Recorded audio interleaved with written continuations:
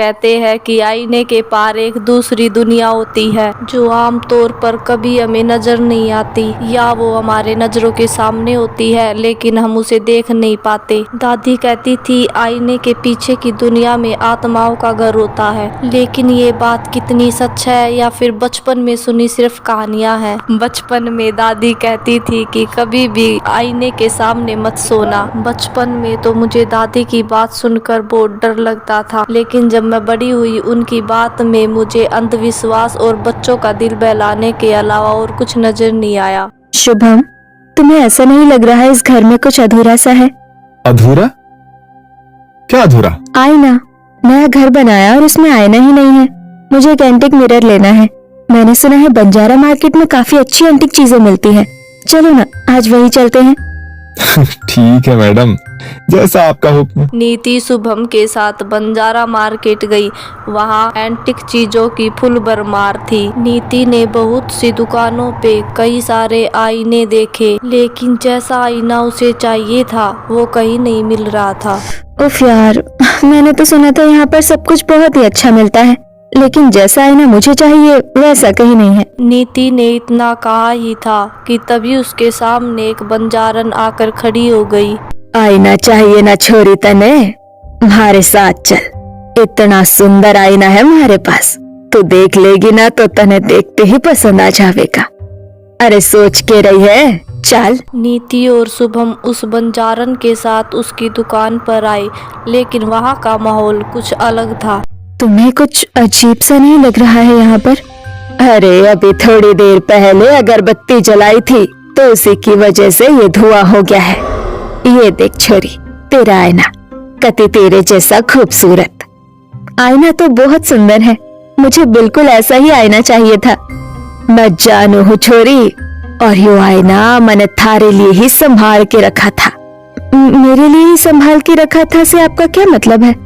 मैं तो आपसे पहली बार मिली हूँ, आप तो मुझे जानती भी नहीं है। सब कुछ जानने के लिए मिलना जरूरी नहीं होता छोरी, और मेरे कहने का ये मतलब है कि मैंने ये आईना किसी ऐसी छोरी के लिए संभाल के रखा था जिसके परिवार में खुशी आने वाली हो। तेरे पेट को देख के ही मैं समझ गई थी कि थारे भीतर नन्ही सी जान पल रही है।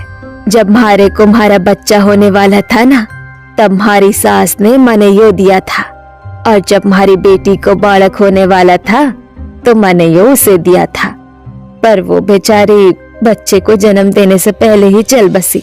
अब हमारा तो इस दुनिया में कोई है ना, तो तू गर्व से है तो तू इसे ले जा। नहीं, मुझे नहीं चाहिए। चलो शुभम, आगे चलते हैं। अरे के हो गया छोरी, ले जाना।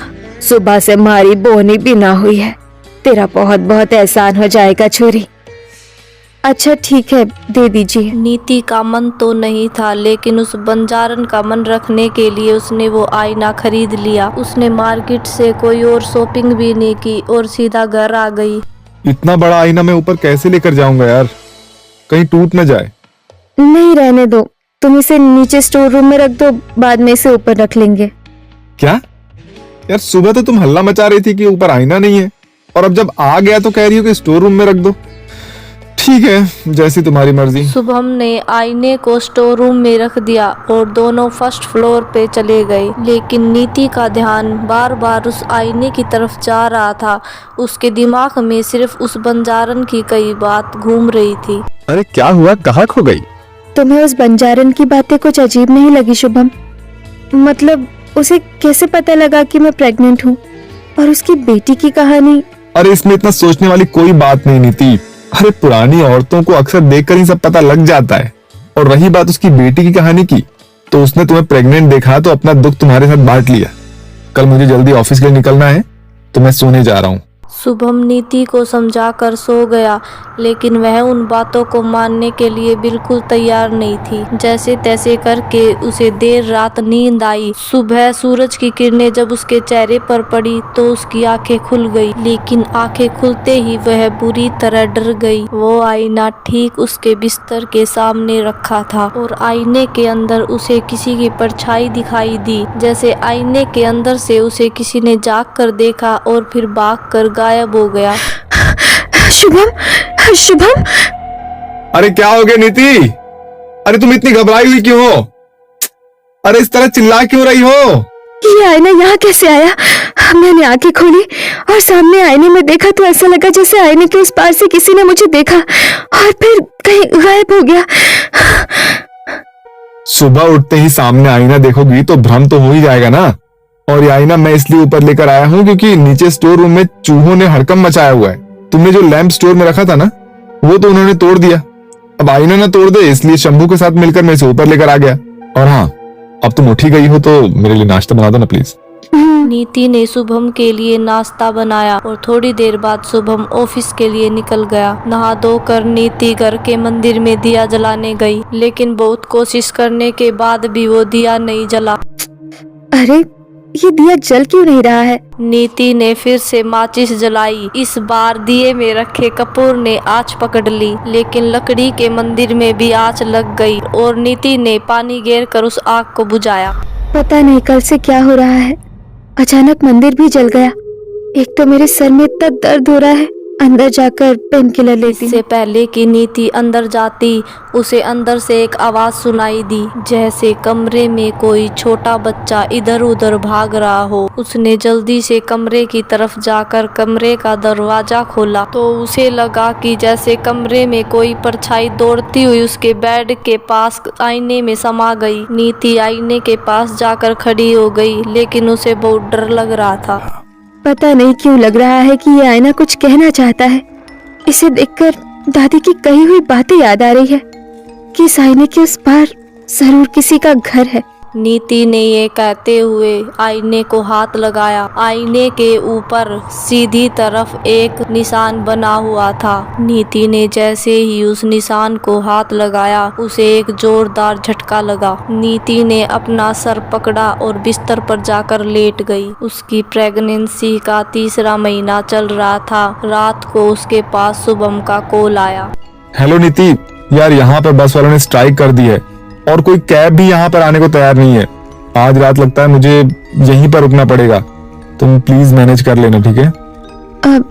ओके। नीति पहले ही डरी हुई थी, लेकिन उसने शुभम के सामने डर को जाहिर नहीं होने दिया। वो आंखें बंद कर कर अपने बिस्तर पर लेट गई। रात के 12 बज चुके थे, लेकिन अभी तक उसे नींद नहीं आई थी। थोड़ी देर बाद उसकी हल्की सी आंख लग गई थी, लेकिन तभी उसके कानों में आवाज फुसफुसाहट की आई, जैसे कोई छोटा बच्चा बहुत ही भयानक आवाज में कुछ गाता आ रहा हो। Twinkle, twinkle, little star, how I wonder what you are. तभी उसकी नजर सामने आईने पर पड़ी और आईने का भयानक दृश्य देखकर उसकी रूह कांप गई। आईने में उसे एक बेहद भयानक बच्चा दिखाई दिया। उसने अपने हाथों से अपनी गर्दन को तोड़ दिया और अपनी गर्दन को हाथ में लिए नीति की तरफ बढ़ने लगा। डर के मारे नीति का पूरा शरीर पसीने से भीग गया। वो जोर से चिल्लाई और उसने रूम की लाइट ऑन कर दी, लेकिन लाइट ऑन ही नहीं हुई। नीति ने एसी की तरफ देखा तो एसी भी बंद था। लगता है लाइट चली गई है। और दादी ठीक कहती थी, बिस्तर के आगे कभी भी आईना नहीं रखना चाहिए। आईना बिस्तर के सामने से हटा देती हूँ। बहुत अजीब अजीब भ्रम हो रहे हैं इससे मुझे। नीति अपने बिस्तर से उठकर आईने के पास गई। उसने दोनों हाथों से आईना पकड़ा और दूसरी तरफ रखने की कोशिश करने लगी, लेकिन वो आईना उससे हिल ही नहीं पा रहा था, जैसे वो खुद उसके बिस्तर के सामने से कहीं जाना ही ना चाहता हो। नीति ने 2-3 बार कोशिश की, लेकिन तभी आसमान में जोरदार बिजली कड़की। जैसे ही वो रोशनी आईने पर पड़ी, आईने के अंदर का नजारा देखकर नीति की रूह कांप गई। आईने में पूरी तरह एक जख्मी औरत दिखाई दे रही थी, जो गर्भ से थी और उसका चेहरा पूरी तरह घूंघट से ढका हुआ था। उसके साथ एक बच्चा जो पूरी तरह से जख्मी था और उसके कपड़े खून से भरे हुए थे। जब नीति ने उस बच्चे को ध्यान से देखा तो उसका सर नहीं था, क्योंकि उसने अपना सर अपने हाथ में पकड़ा हुआ था, जो बहुत ही भयानक तरीके से मुस्कुरा रहा था। तभी दोबारा से बिजली कड़की। इस बार आईने पर रोशनी पड़ी तो आईने में कुछ भी नहीं था। नीति ने राहत की सांस ली, लेकिन जैसे ही वो पीछे मुड़ी तो वही औरत और उसका सर कटा बच्चा उसके सामने खड़े थे। नीति बहुत घबरा गई थी और वो जोर से चिल्लाई, लेकिन उसकी मदद करने वाला वहाँ कोई नहीं था। नीति के हाथ उन दोनों ने कस के पकड़ लिए। नीति खुद को बचाने के लिए बहुत झटपटाई और जोर जोर से चिल्लाने लगी। तभी उस औरत ने नीति का गला पकड़कर जोर से दूर पटक दिया और अचानक वो दोनों नीति के सामने से गायब हो गए और फिर उसी आईने में समा गए। नीति ने अपने हाथ में पकड़ा फूलदान शीशे में दे मारा। वो फूलदान आईने से टकरा कर चकनाचूर हो गया, लेकिन आईने पर कोई नुकसान नहीं हुआ, जिससे नीति और घबरा गई और वो कमरे के एक कोने में दुबक कर बैठ गई। तभी घर का दरवाजा नॉक हुआ। नीति, नीति गेट खोलो, नीति। शुभम की आवाज सुनकर नीति थोड़ी शांत हुई और वो दरवाजा खोलने के लिए दौड़ी। तभी पीछे से नीति के पैरों को किसी ने पकड़ लिया और पेट की बल गिरा दिया। नीति, नीति क्या हुआ तुम्हें? नीति पूरी जान लगाकर उस हाथ से अपना पीछा छुटाने की कोशिश कर रही थी, मगर वो हाथ उसके पैरों पर अपने नाखूनों की पकड़ बनाए था। नीति ने जब आगे बढ़ने की कोशिश की तो उस हाथ ने उसके पैर के मांस को नोच डाला, लेकिन वो अपने पेट पर हाथ रखकर कमरे से जल्दी से भागी और उसके पैर से खून बह रहा था। उसने बाहर जाकर दरवाजा खोला, लेकिन सामने शुभम नहीं था। शुभम, देखो, तुम मुझे डराने के लिए छुप गए हो ना, तो प्लीज ऐसा मत करो, मेरे सामने आ जाओ। नीति ने बार बार शुभम का नाम लेकर आवाज लगाई, लेकिन वहाँ कोई नहीं था। वापिस कमरे में जाने की नीति की हिम्मत नहीं हो रही थी। उसने लैंडलाइन से शुभम को फोन किया। हेलो, तुम अभी घर आए थे ना शुभम? तुम दरवाजा खटखटा रहे थे ना, तुम कहाँ पर हो? क्या? अरे शाम को तुम्हें बताया तो था मैंने कि बसेस की स्ट्राइक है, मैं इसलिए घर नहीं आ सकता। क्या? तो फिर दरवाजा खटखटाकर तुम्हारी आवाज में कौन बोल रहा था? Twinkle, twinkle, little star, how I wonder what you are. नीति के कानों में बच्चे की फिर से वही भयानक आवाज पड़ी और अचानक कॉल भी डिस्कनेक्ट हो गई। हेलो शुभम। अंदर नीति के फोन पर रिंग हुई, लेकिन वो अंदर नहीं जाना चाहती थी, पर ना चाहते हुए भी उसके पैर कमरे की तरफ बढ़ने लगे। उसने खुद को रोकने की बहुत कोशिश की, लेकिन वो अपने आप को रोक नहीं पाई। वो कमरे में गई। उसके कमरे में अंदर आते ही दरवाजा अपने आप बंद हो गया और कमरे में बच्चे की वही भयानक आवाज गूंजने लगी। Twinkle, twinkle, little star, how I wonder what you are. नीति ने नजर घुमाकर देखा तो उसे आईने में वही बच्चा दिखाई दिया। आखिर क्या बिगाड़ा है मैंने तुम्हारा? क्यों मेरे पीछे पड़ गए हो तुम? नीति के इतना कहते ही कमरे में एक जोरदार चीख गूंजी, लेकिन वो चीख उस बच्चे की नहीं बल्कि उस औरत की थी। वो बच्चा नीति के सामने आकर खड़ा हो गया और उसे घसीटते हुए आईने के पास ले गया। आईने के अंदर वही घायल औरत थी। उसने अपना चेहरा घूंघट से ढका हुआ था। उसने जैसे ही अपना घूंघट उठाया, नीति की जान सूख कर हलक में अटक गई। आईने के उस पार जो औरत खड़ी थी, उसका चेहरा हूबहू उस बंजारन जैसा था। तुम, ये चेहरा तो हूबहू उसी औरत से मिल रहा है जिसने मुझे ये आईना बेचा था। ये सब मेरे साथ क्या हो रहा है? याद कर वो रात माणिक नगर में नशे में गाड़ी चलाकर जब तूने एक औरत और उसके बच्चे को मार दिया था, वो मैं ही थी। तूने मुझे मारा, मेरे 5 साल के बच्चे को बेरहमी से मार डाला, अपनी गाड़ी के नीचे रौंद डाला।